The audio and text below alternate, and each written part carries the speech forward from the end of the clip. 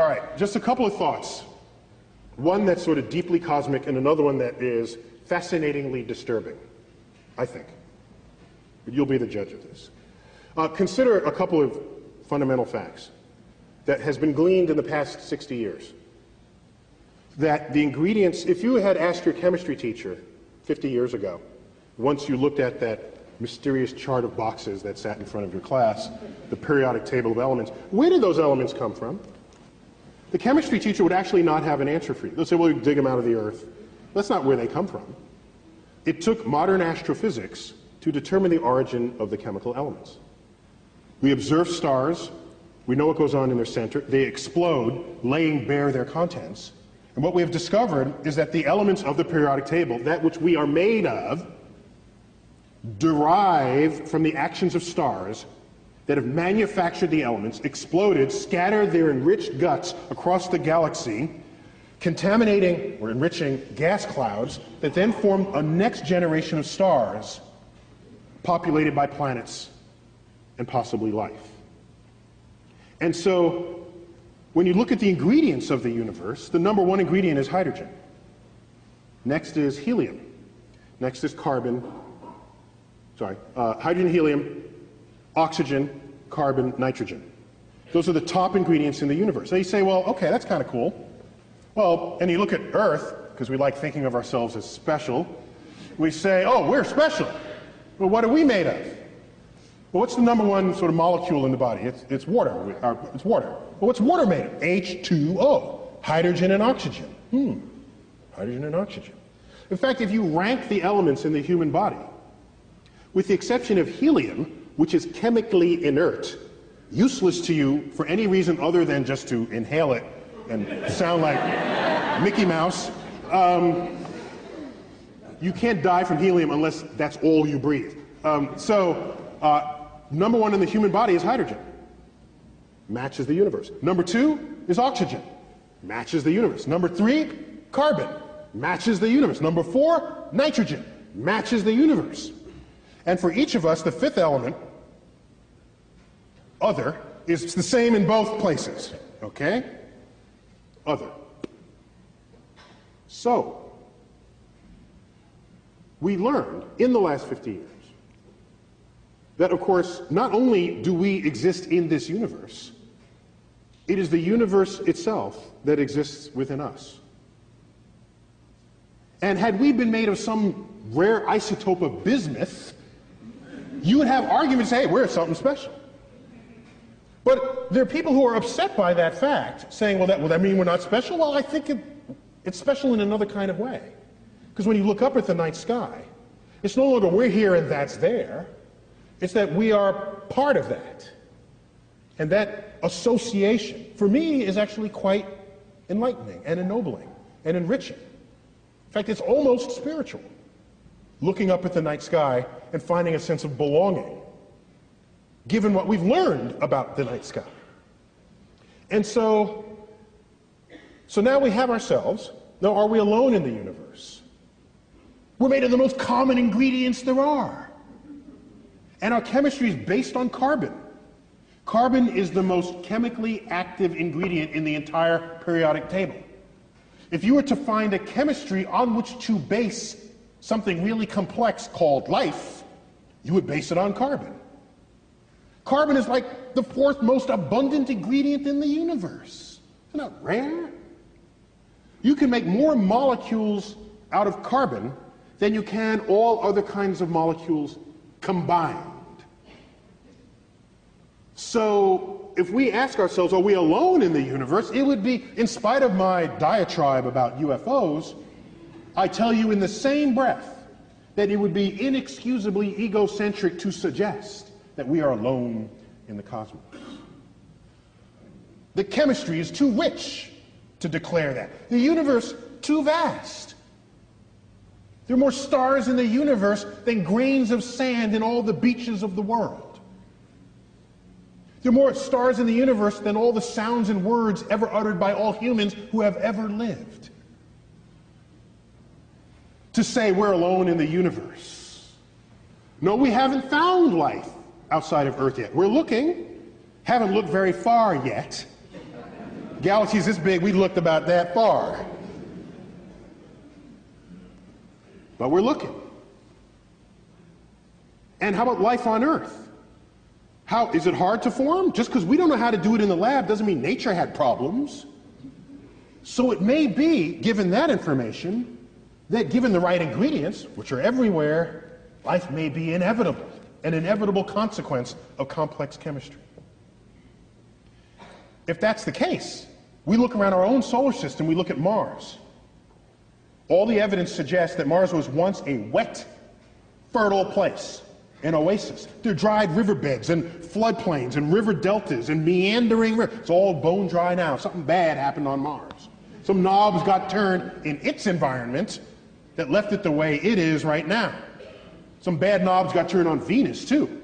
Runaway greenhouse effect. You saw the clip on that. 900 degrees Fahrenheit on Venus. Some knobs got turned there, too. People say, why spend money up there when we spend it? Because up there we might learn about down here, okay? I don't want a runaway greenhouse effect here. Venus is the best example in the solar system of a planet gone bad. Let's learn about that first. So, it turns out we learned that asteroid impacts, when they hit, can cast rocks in the surrounding areas into space with escape velocity, so they never come back to the planet from which it was launched. If Mars was wet and fertile before Earth was, as all evidence suggests, and if Mars had life before Earth had life, it is possible for there to have been bacterial stowaways in the nooks and crannies of the rocks that were cast into space. There's some hardy bacteria that we already know exists on Earth. Survives extreme temperatures, pressures, freeze-dried, reconstituted, radiation. The hostile environment of space would be nothing to some of these bacteria. It may be that life on Earth was seeded by bacterial stowaways on rocks that were cast free from Mars. This is a plausible scenario that's called panspermia, the transference of life from one planet to the next. If that's the case, that makes all of us descendants of Martians. I want to alert you in advance. Now, let me give you a disturbing thought. A fascinatingly disturbing thought, and we'll leave you on that note.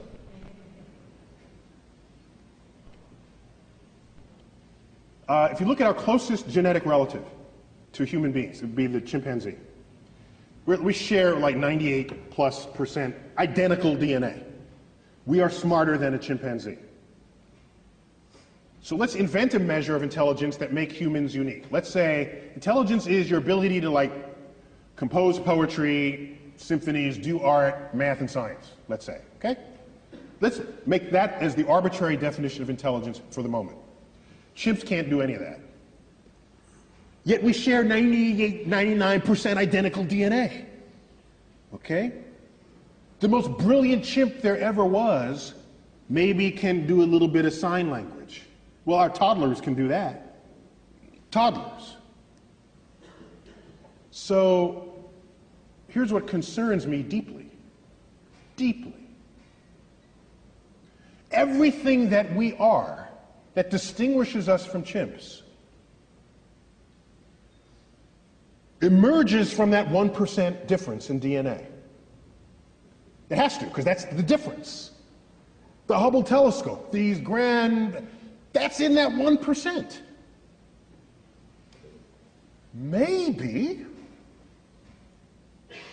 everything that we are that is not the chimp is not as smart compared to the chimp as we tell ourselves it is.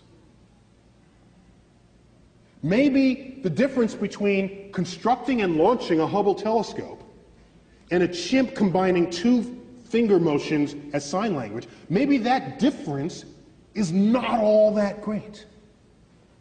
We tell ourselves it is, just the same way we label our books optical illusions. We tell ourselves it's a lot. Maybe it's almost nothing. How would we decide that?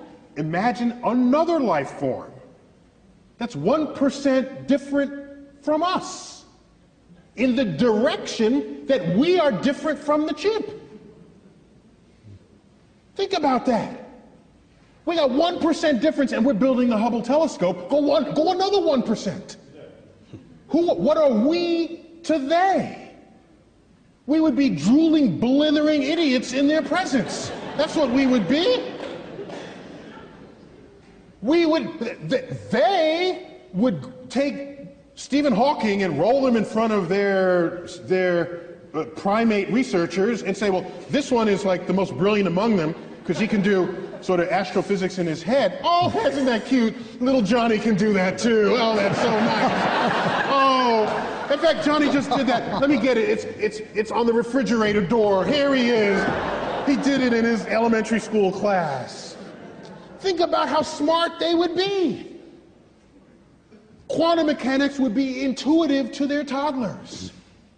Whole symphonies would be written by their children and, like I said, just put up on the refrigerator door the way our pasta collages are on our refrigerator doors.